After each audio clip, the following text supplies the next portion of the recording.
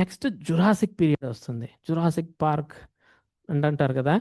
ఈ Jurassic park డైనోసార్లకు స్వర్ణయుగం. ఇప్పుడు మనిషి స్వర్ణయుగం, మానవుని స్వర్ణయుగం. అప్పుడు మనిషి లేడు, ఎవ్వరు లేరు.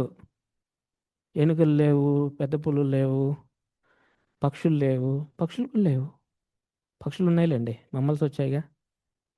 సో ఫ్రెండ్స్, జురాసిక్ పీరియడ్ అనేవి డైనోసార్ల యొక్క స్వర్ణయుగం. ఇవి ఇట్లా ఎగురుతూ ఉంటాయి. ఇంక ఇవి మనకు మార్కాపురం అంత ఉంటుంది ఒక్కొక్కటి. సో వాతావరణం వెచ్చగా తేమగా మారడంతో దట్టమైన అడవులు, జిమ్నోస్పెమ్స్ ఇలాంటివి ఉండేవి, వివృత బీజ మొక్కలు ఉండేవి. డైనోసార్లు భారీ పరిమాణంలో పెరిగాయి. వాటి ఇష్టం వచ్చినట్టు తినేసి భారీ పరిమాణంలో పెరిగాయి. ఫ్రెండ్స్, ఇక్కడ ఒక విచిత్రమైన బర్డ్స్ కూడా కనిపిస్తాయి.